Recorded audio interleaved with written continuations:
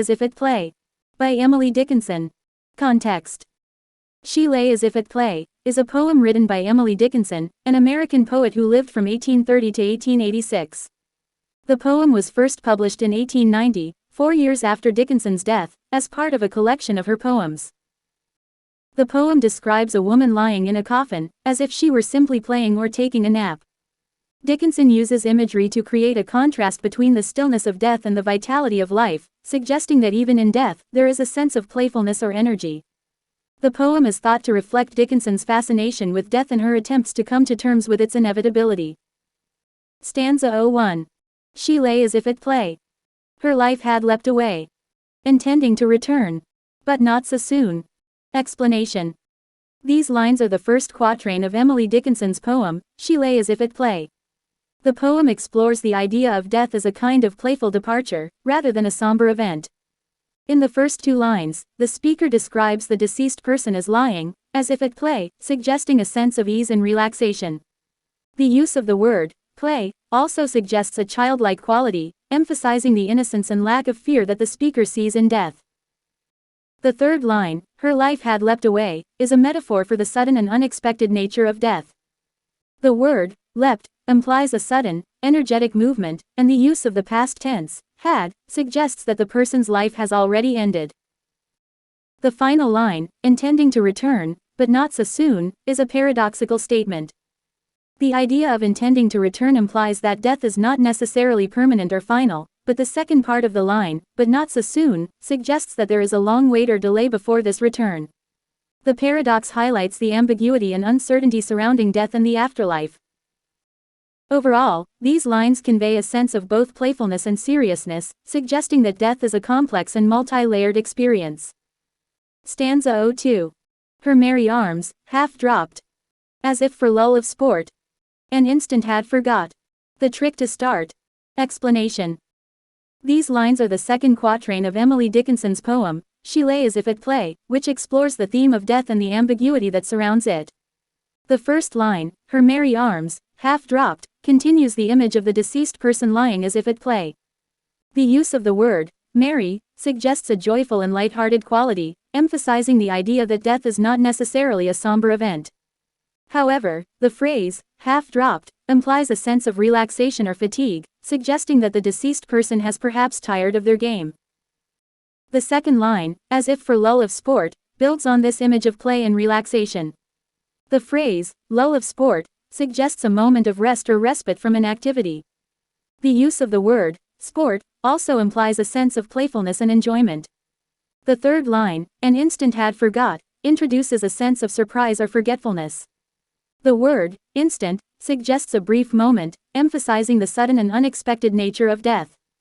The idea that the deceased person has forgot something also implies a sense of incompleteness or unfinished business, adding to the poem's overall sense of ambiguity and uncertainty. The final line, the trick to start, adds a note of mystery to the poem. The word, trick, suggests a kind of game or magic, but it is not clear what this trick might be or how it relates to death. The phrase, to start, also implies a sense of continuity or progression, suggesting that death is just one part of an ongoing cycle of life and death. Overall, these lines continue to explore the theme of death as a kind of playful departure, rather than a somber event. The poem emphasizes the ambiguity and uncertainty that surrounds death and invites the reader to consider it as part of the ongoing cycle of life. Stanza 03. Her dancing eyes, ajar, as if their owner were still sparkling through, for fun, at you. Explanation. These lines are the third quatrain of Emily Dickinson's poem, She Lay as If at Play, which explores the theme of death as a playful departure. The first line, her dancing eyes, ajar, continues the playful and light-hearted tone of the previous lines. The use of the word, dancing, suggests a sense of joy and movement, while, ajar, implies a sense of openness or curiosity. The second line, as if their owner were, introduces a note of uncertainty and ambiguity. The use of the word, owner, implies a sense of possession or control, but it is not clear who or what is being referred to. The third line, still sparkling through, suggests a sense of vitality or energy that persists even after death. The use of the word, sparkling, suggests a kind of brightness or radiance, emphasizing the idea that death is not necessarily a dark or gloomy event. The final line, for fun, at you, adds a sense of playfulness and whimsy to the poem. The phrase, for fun, suggests that the deceased person is engaging in some kind of playful activity, while, at you, implies that the activity is directed towards the living. This line also introduces a sense of connection or interaction between the living and the dead, further emphasizing the idea that death is not necessarily a final or isolating event. Overall, these lines continue to explore the theme of death as a playful and lighthearted departure, rather than a somber event. The poem emphasizes the ambiguity and uncertainty that surrounds death, and invites the reader to consider it as part of the ongoing cycle of life. Stanza 04. Her mourning at the door. Devising, I am sure. To force her sleep. So light, so deep. Explanation. The first line, her mourning at the door, is a metaphorical expression that represents the deceased person's encounter with a new beginning, symbolized by the image of mourning at the door. The word, door, suggests a threshold or a point of transition between two states of being, which reinforces the theme of death as a departure into a new state of existence. The use of the word, her, also emphasizes the individuality of the deceased person and suggests a sense of ownership or control over the experience of death. The second line, devising, I am sure, introduces an element of uncertainty and speculation into the poem. The phrase, I am sure, suggests a kind of uncertainty or doubt on the part of the speaker, which reflects the mysterious and unpredictable nature of death. The use of the word, devising, suggests that the deceased person is actively planning or preparing for something, but it is not clear what that might be. The third line, to force her sleep, adds another layer of ambiguity and complexity to the poem.